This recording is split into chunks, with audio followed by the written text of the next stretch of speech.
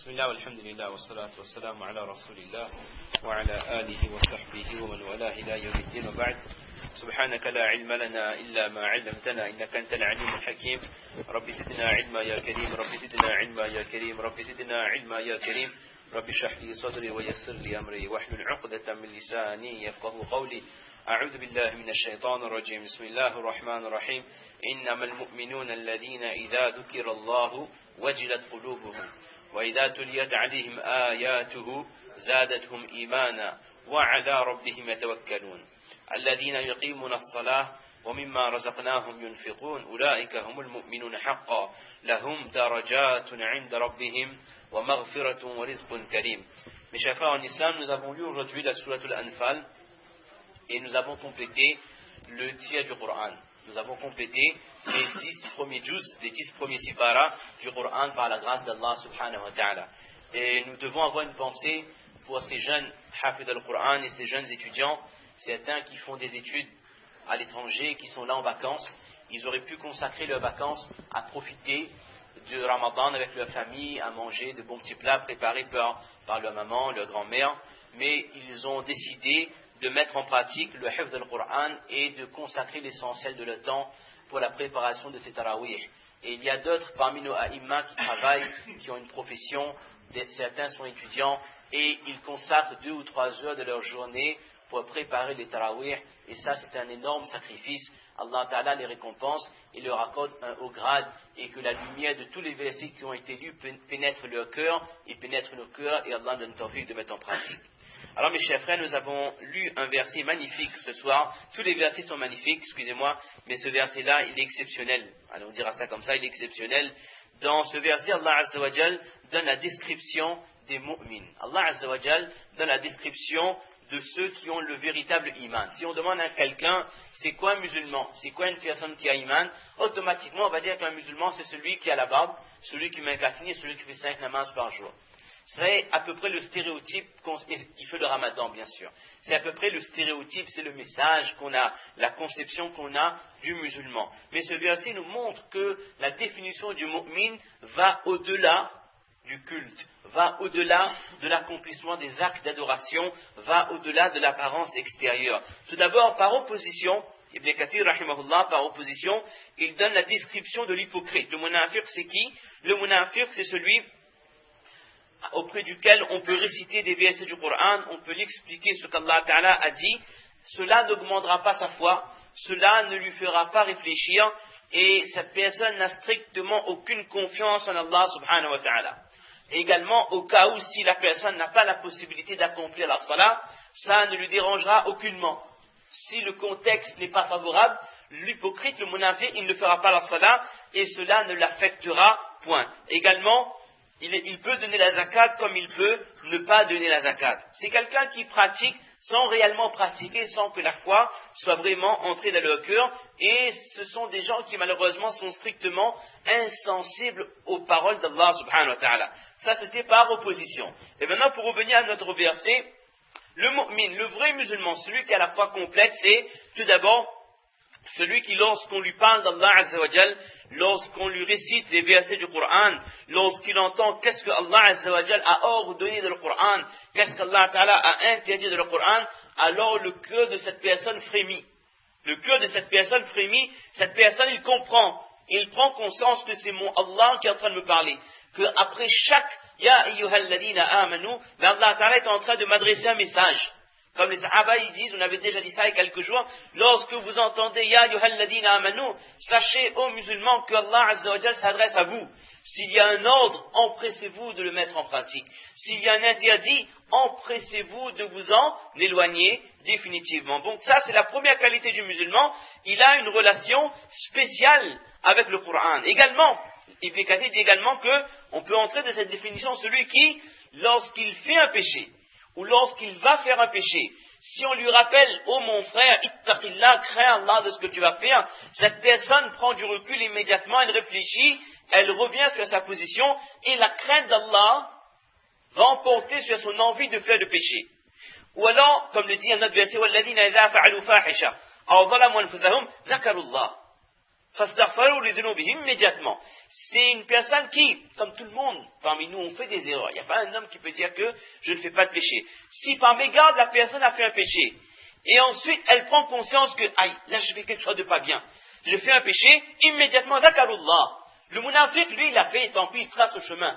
Ça ne l'intéresse pas, il n'a pas la crainte d'Allah dans son cœur. Donc pour lui, c'est une question de rituel, je fais parce que tout le monde le fait, et c'est une question de regard des gens. Je ne peux pas faire la bise devant Tantine, Moulissa Bivaya moi. Je ne peux pas écouter la musique, il y a Fundi qui est là. Il va me dire, tu écoutes la musique. C'est-à-dire que c'est le regard des gens. Il a besoin d'être intégré dans la communauté, d'être comme tout le monde, donc il va se conformer. Mais pour lui, il n'y a pas j'adore Allah, pour lui, il n'y a pas ma vie, c'est pour Allah, et il n'y a pas la crainte d'Allah dans mon cœur, jamais je dois me mettre dans une situation où Allah sera en colère de moi. Ces notions-là n'existent pas pour le munafiq. Et c'est là qu'on doit bien voir quel est notre degré de pratique.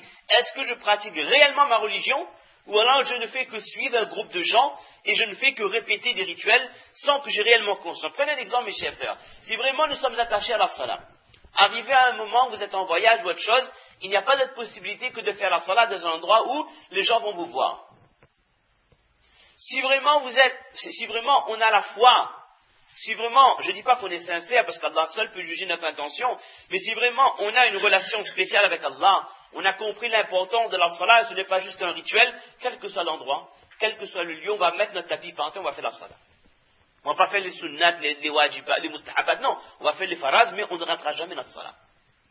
Celui qui n'a pas réellement compris c'est quoi, il le fait parce que papa a fait, parce que dada a fait, le grand-père a fait, les bakoko ils ont fait, etc., etc. Là, cette personne-là, de mon garde, moi, en sorte là, ben, va dire l'extrémiste, va dire, moi c'est Ben Laden, ou moi c'est Mullah Omar et tout, ne fait pas namaz. C'est-à-dire que la personne se base sur le regard des gens. Mais le regard d'Allah, il est où, mes chers frères? Allah, c'est celui qui, Allah est plus proche de nous que notre veine jugulaire. C'est-à-dire Allah il connaît tout. Allah il connaît ce qu'on fait, Allah il connaît ce qu'on pense. Allah il connaît notre intention. C'est pour ça qu'on dit ça Allah seul qui peut juger une personne de son intérieur. Donc ça c'est la qualité du musulman, du mu'min. S'il a fait une erreur, il pense à Allah immédiatement, il revient, il demande pardon à Allah avec sincérité. Et là Allah Azza wa Jal pardonne. Et dans notre cas de figure, s'il va faire un péché, si on lui rappelle que Allah te regarde, te voit, n'oublie pas, oh mon frère, la personne prend conscience et elle s'éloigne également de ce péché. Et lorsqu'on lui récite les versets du Coran, son iman augmente. Mais mes chers frères, pour que notre foi augmente par la lecture du Coran, il faut qu'on ait une certaine relation avec le livre d'Allah Azza wa Jal. Et cela passe impérativement par la connaissance de la langue arabe. Et c'est vraiment dommage que dans notre culture, nous n'avons pas intégré cela. Et je dis souvent aux parents d'élèves, dans les petits quartiers où on travaille, surtout ceux qui sont d'origine comorienne, je dis que la langue arabe, c'est la langue de vos ancêtres. Et moi, je déplore le fait que les enfants, les petits qui poussent de nos jours, ils parlent le comorien, ils parlent le français, mais on ne les a pas appris la langue arabe. Et ça, c'est dommage. Parce que ça, c'est la langue de Dieu, c'est la langue du Coran. Ça, c'est votre héritage. Vos parents, ils sont arabes. Et les anciens qui sont là, ils auraient dû perpétuer la tradition, enseigner à leurs enfants la langue arabe. Et ça, c'est un gros manque que nous avons aujourd'hui. Ce qui fait qu'un musulman va écouter l'intégralité du Coran, mais il n'aura pas la saveur de la personne qui va comprendre qu'est-ce qu'Allah a dit dans le Coran. Maintenant, si on n'a pas la possibilité, on est arrivé à un certain âge, on pense qu'on ne peut plus aller en avant par rapport à la langue, mais ne serait-ce, mes chers frères, aller à la connaissance, aller à la recherche, de la connaissance du livre d'Allah. Il y avait une personne qui était là il y a quelque temps de métropole, il avait dit une parole qui m'avait profondément marqué. Il dit que je ne comprends pas pourquoi est-ce que les gens arrêtent d'apprendre le Coran. Mais c'est vrai, je me suis rendu compte que c'est vrai. Pourquoi est-ce qu'on a arrêté d'apprendre le Coran? Parce qu'on s'est dit qu'il y a une limite. Je commence, quand je suis petit, les Ashaf al-Qawa'id, Ali, Batata, etc., etc. Je passe au Amma, je passe à la lecture des 30 juz. Au plus, au mieux, je fais hifz le Coran. Et puis, c'est comme si que notre mission, notre relation avec le Coran s'arrêtait là. Comment les Sahaba apprenaient le Coran? Ils ne dépassaient pas 10 versets sans en comprendre le sens, sans en connaître les commentaires avec précision et sans les mettre en pratique. Et après, ils passaient aux 10 autres versets, etc., etc. C'est pour ça que lorsqu'on parle du prophète sallallahu alayhi wa sallam, on dit al-Qur'an. Son comportement, c'était le Qur'an. C'était des Qur'ans qui marchaient sur la terre. Ça, c'est la différence entre les Sahaba, leur relation avec le Coran et la relation avec le Coran. Regardez le paradoxe qu'il y a lorsque le prophète dit Taraktu fikum ma in tamassaktum bihi lan tadillu abada kitabullahi wa sunnati. Je vous ai laissé deux choses, mes chers frères, ma ummat. Si vous restez accrochés à ces deux choses, jamais vous ne serez perdus. C'est-à-dire, quel que soit le degré de fitna. Aujourd'hui, il y a des fitnas à La Réunion, énormes, dans tous les sens du terme. Mais si quelqu'un reste accroché à la parole d'Allah, au Coran, et on reste accroché à ce que notre prophète nous a légué, les paroles prophétiques, jamais, de jamais, on ne sera égaré.